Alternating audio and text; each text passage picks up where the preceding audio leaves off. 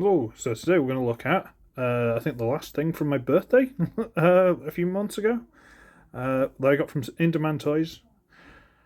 I'm just going to stop talking. Legacy Quake. And yes, it's a silly figure. It's a weird figure. Let me just bring this tripod down a little bit. He's weird, he's silly, he's strange, he's got some very questionable design choices, but I still like him. So thanks for the review, everybody. Let's just no, all right, fine. So here he is. He is a tank. He's got the treads, which are nice, and he's got a tank turret and target masters. He has to have the target masters. In fact, let's take those off for a minute. So there you go. This bit looks nice, and this bit looks nice, and then there's just kind of that in the middle. Like if that didn't exist, it'd be perfect. But it is what it is, I guess. This turns. As it turns, it forces up this front piece, which is a bit annoying. And the turret itself does actually raise on its own. So I guess without breaking the mold, he can only look like straight on and up and down.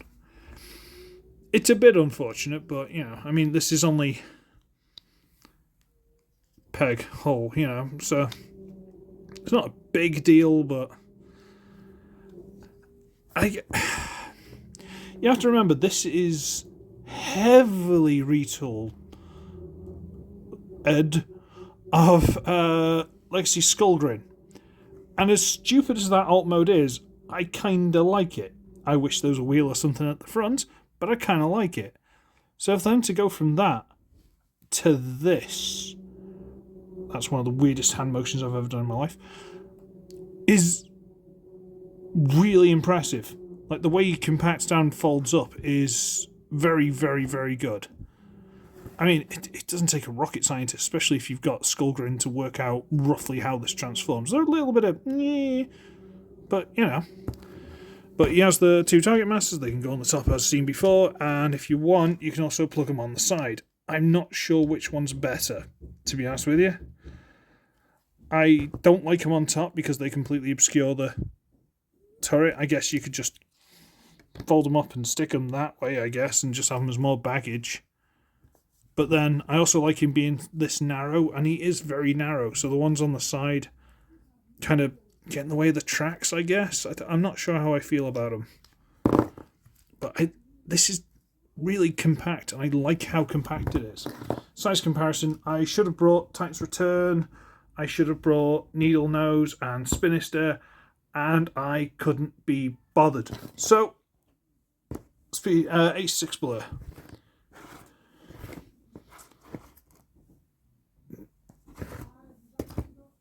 He's really, really compacted. He's tall, but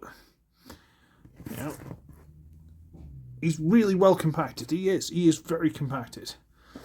Let's have a look at these guys. I can't remember their names, and I don't really care. You got the one with two barrels, you got the one with the one barrel, and you can try and plug them into each other, but then they end up. See how that's not straight? Because these things are in the way. These hinges are in the way, and these pegs aren't long enough. That's the basic synopsis. These pegs aren't long enough. So if you get it roughly where it should be, the pegs barely touches.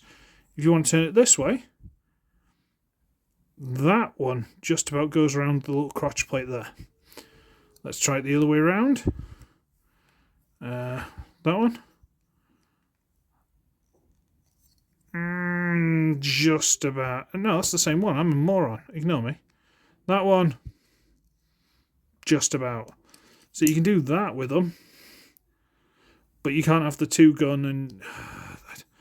But transform them, very simple. There you go. And they look about right for what they are. These guys aren't really the big selling point. I know double target masters, they should have the double target masters, blah, blah, blah. And that was one of the few things that was against Spinister. By the way, Hasbro, that new Spinister the repaint that's going to come with the 2 Target Masters, so you need to buy him and the stupid twin pack to get the Target Masters to go with the original Spinster. You guys are a bunch of... Anyway, let's get those out of the way, and we'll transform it. Right, so we're going to get the sides here, and we're going to sort of wiggle them a little bit, and wiggle a little. Now, these little hooks here go into little holes in the treads on each side, and that should allow us, if we get it done properly, to rotate this whole thing at this hinge here to there. Ta-da! No, okay. We're going to wriggle this down, separate, bring it out, put fingers on these 2 big flat bits here and slide them down. Fold the tank turret all the way up. There's this, goes into that little notch. See it? Goes into it there. Rotate this all the way through, which will push this panel out. Bring it down, and I'm not sure it'll go quite into place yet, but nearly. Fold this up, rotate the arms. Come on. Flip out the hands. Flip out the hands. Come on, there we go. And there he is in a secret park train ride mode. Do do do do do do do. Anyway, ignore me. But this is just, these are the legs. And you think, oh, you just straighten it out, turn the feet around, and blah, blah, blah. No. These are complicated. These are actually very well engineered. They're complicated. Okay? Look at that. That's not just fold something straight down. That's... Okay? Right. We're going to lift up these pieces here. Can I do this as one piece? No, of course I can't, but whatever. I'm going to do that. And then we're going to bring it up. And basically, we're going to do everything off the knees. Okay? We're going to bend the knees. I'm going to straighten that out, which means we can push this all down, finally closed on the back. Okay. Now we have to separate the legs. Fine. All right. So we're going to separate. Come in. Okay. Okay, so I think this is left over from Skull Cruncher. This knee piece is on that tiny little grey piece there is a double hinge. So you need to double hinge that over the top. But I don't want to do it quite yet. And this pops off all the time. It's one of the few things that really annoys me about this figure. I'm going to rotate this down. And while this is out of the way, I want to rotate this over the top. And now I'm going to double hinge that into place. I might be doing all this in the wrong order. Whatever. Get into place. Rotate this up so it's flat. Get that down. Show it all into place. And that's a leg. And I did that incredibly badly and most of it off screen. Right, let's do this again. We are going to rotate this over. We are going to extend this. See? Pops off. It's one of my few little niggles that I'm like, Come on, bop on. There you go. Bring this over. Bring this over. Come on. There you go. Straighten this out. Bring that around. And is that into place? Of course it isn't. Right. And this actually, get this out of the way. There's a little slot there that this tab goes into. I'm sorry, I normally do this way better, but because it's on camera, I'm messing everything up. But you got that all folded up, compacted, blah, blah, blah. And there he is. In his roll-up mode. Let's bring the camera up a bit.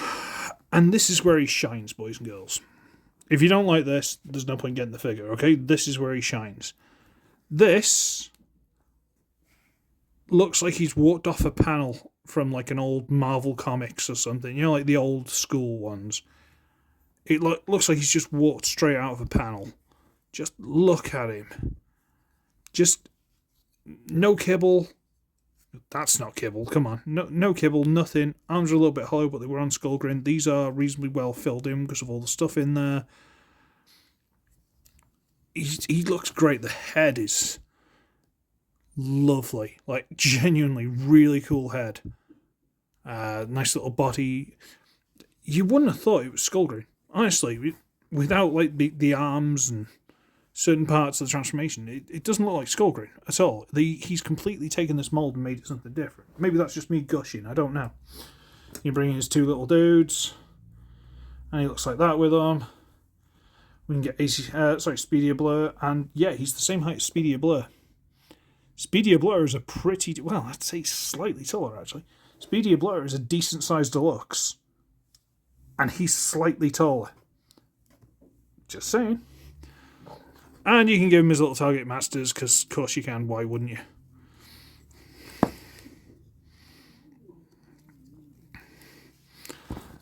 The only thing that... where'd that go now? Oh, give me a second. There it is, got it. The only thing that goes slightly against him is the storage for him. So he's got those, and he looks... Storage. You can...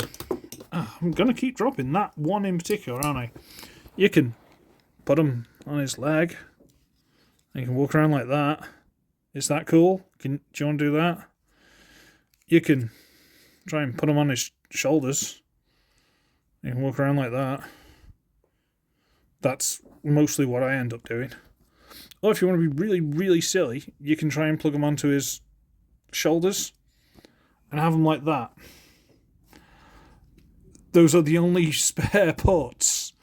So I go for the shoulders option personally. Why was I going to say there's a screen to do that? Wow, I'm not doing well today at all. I'm sorry. It's not a good day for me doing a review. I do apologise. I got a little bit of a headache. Shh, nobody knows. So yeah, I end up doing that, which makes him not the favourite person on the shelf, but you know.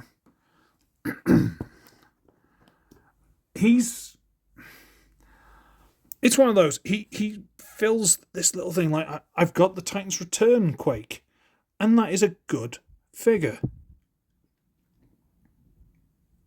But this is Quake. That was never Quake. It was a stand-in for Quake, but it never did the job. This is Quake. I mean, the vehicle mode could be slightly better. Fine, I'll give you that. But working with what you've got, that's pretty good. So, you know, call me an idiot, say I'm just liking it because I'm poor and I've got to appreciate the figures I've got. Do whatever you need to do. I don't care. I like him. He's not perfect, he's a little bit silly, he's a little bit weird. But when you get a robot mode like this, I'm good. You know what? I'm so good. And to have him with Spinister and Needle Nose, spectacular. Now I'm going to have to buy like a clone of Spinister to get his two target masters, because I'm going to call it a day. So I should be ugly, I should wretched. I shall see all of you in the next one, because Hasbro making that little set are an absolute bunch of